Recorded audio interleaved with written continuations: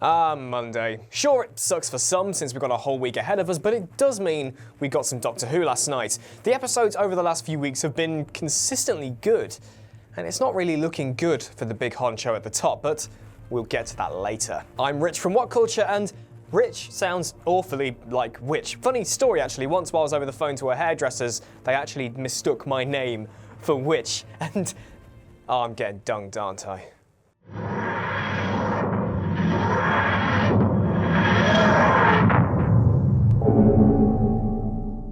This week we're up against the Witchfinders. Pretty self-explanatory really. We're in 17th century Lancashire and we've just come about a poor girl's granny on trial for witchcraft. How do they do this, you ask? Well, you're dunked in water. If you drown, you die and your soul is free.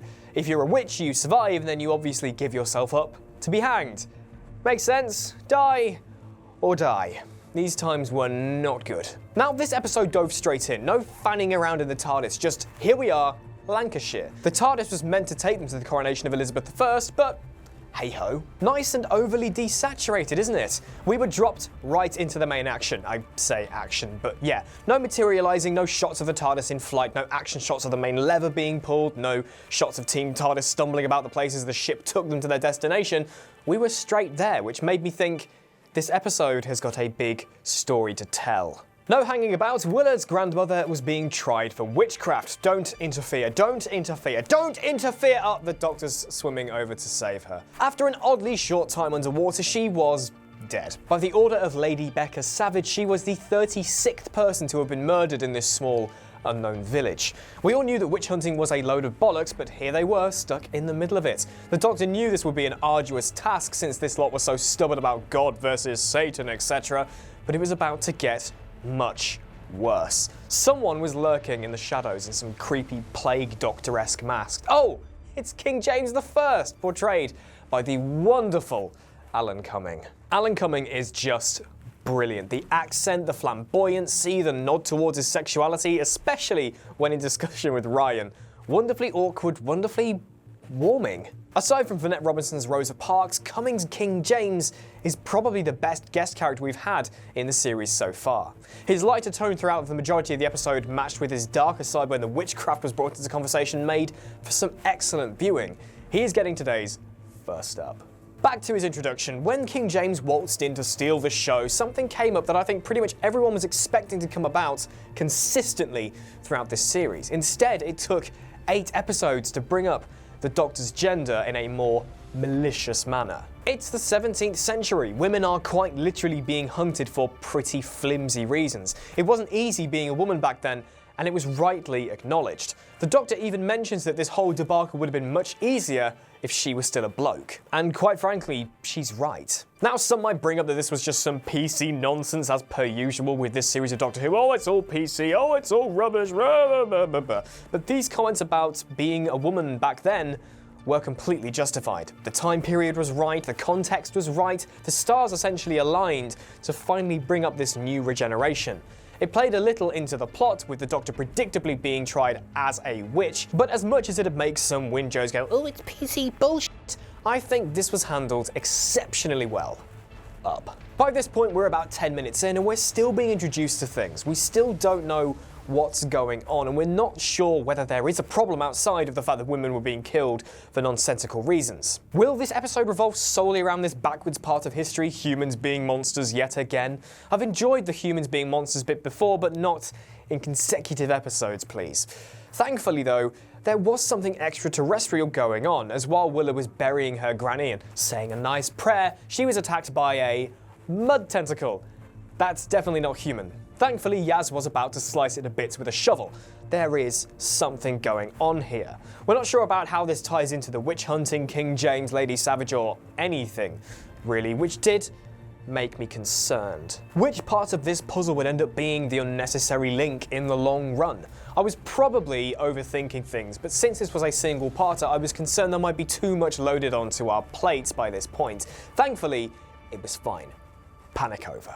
After collecting a rather violent sample of mud, the Doctor is very much invested. While Ryan and Graham pretend to be supreme witchfinders in the presence of King James and Lady Savage, these two groups were about to come together under some rather creepy circumstances. Why is this mud dancing in a jar? What on earth are Yaz and Willa staring at? Oh my goodness, the mud is using Granny as a vessel. Good grief, that thing isn't at all creepy. Oh, and look, it's got friends! I was kind of unsure about this episode up to this point, but now I'm well and truly invested and rather full of nope. No. These things were genuinely creepy mud zombies, and that's a good thing. Things were still sort of muddy as to what was going on in the grand scheme of things. See what I did there. But all of this exposition and hinting at some relevance about this whole thing being toward Lady Savage was going somewhere. Well, it turns out that she became the first vessel. She chopped down a tree that was blocking her view. Turns out that tree was a big lock keeping a giant prison cell under a hill secure. The Morax army were finding their way back into civilization through people. Quite literally. This sounds weird, but it's Doctor Who, just go with it. Well, Lady Savage was attempting to hold back this infection with medicine made by her mutual granny with Willa, their cousins. Eventually, it had to be said to Gram that she believed that Satan was consuming her, and subsequently, she covered it up by killing her. The Doctor's cogs are turning, and she's getting her head around the fact that Lady Savage is in fact in the middle of this. But why? Why? She eventually spills the beans and starts crying mud. Ugh. At this point, I was like, come on. Transformation scene. It has been ages since we've had a good transformation scene, a proper creepy human to a big whatsamajig transformation. Dr. Constantine transforming in The Empty Child scarred me for life, so give me another hint of that feeling, and we got it. Now, Lady Savage is some chocolate brown, pulsing, oozing thing. Disgusting. Up. So Muddy Savage has kidnapped the king in order for their king to possess him and begin the Morax uprising. Great. Well, it turns out the wood used in this witch dunking was a part of this lock tree, which is made from essentially Morax kryptonite. All these links came together when Lady Savage accidentally touched the wood and there was like a static shock kind of thing, and that's what clicked all these wheels into place in the Doctor's mind. That was when the transformation happened. So, Morax kryptonite wood. Cool, set it on fire and these mud zombies will hate the smoke, drive them back to their prison, Bob's your uncle, job done. It was all wrapped up pretty quickly, but still quite nicely. It wasn't wrapped up so fast that it feels like a standard Moffat affair, but it was still quick. Thankfully, the build up to this point was done so well, so this moderately rushed ending was, to be honest, fine. I was expecting a big story from the off, and that is what we got. So up. Also, weird tangent just before I sort of wrap things up a bit. Is anyone getting some really weird, like, phallic vibes from all of this? The dialogue, the weird mud tentacles, especially the one with a face on the end of it that was going for the king, and the constant dialogue of, I will fill you, my king will fill your king. Or was this just me being juvenile and giggling at nonsensical rubbish on the TV? I think they could have probably worded these things a bit better. Mud tentacles and filling people. Maybe that's just me. So it was all pretty nicely wrapped up, and although it won't break boundaries and expectations in Doctor Who like Rosa or maybe Demons of the Punjab, it was a fun romp and was definitely better than some other episodes in this series. As the episode closed, we finally have the TARDIS dematerialise in front of some unsuspecting people. A near staple of the series nowadays, it was amazing to see it for the first time in Series 11, especially with Alan Cumming present. Up. Finally, I do have one main gripe with this episode. I said that the TARDIS dematerialising was something of a staple now, but another staple has pretty much been abandoned entirely in Series 11. Where was the period clothing? The third episode of the entire reboot saw a companion dress in period stuff. Rose wore that dress in The Unquiet Dead. Bill and the Doctor got into character in last series' Thin Ice. Now, however, companions and the Doctor, for that matter, wear whatever the hell they like. It's not really mentioned much, except for King James mentioning it this time around, but everyone feels just kind of out of place with everything when they stand out so much. I want to see Graham and Yaz really getting into wearing whatever, and Ryan looking all sheepish about the whole thing. There are 2 episodes left of this series, so it could still happen, but I wish it happened here, and in Demons of the Punjab, and in Rosa.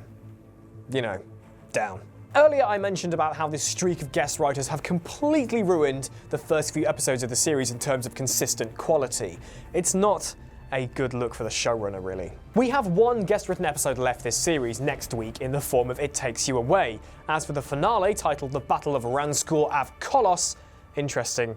Yes, that's back on Chibnall, so either the series ends with a bang or it ends with a fart that squeezed a little too much solid out. That was gross, but you know what I mean. I just hope these rumours of Chibnall leaving after Series 12 don't also apply to Jodie's 13th Doctor. She is fantastic. You're fantastic, Jodie. Don't go anywhere, please. Don't forget to subscribe to the What Culture YouTube channel for more videos every single day, and whatculture.com has a near infinite supply of lists, articles, quizzes, and all sorts to sink your teeth into. If you don't do either of these things, obviously you're a witch. I'm Rich from whatculture.com, and I'll see you next week.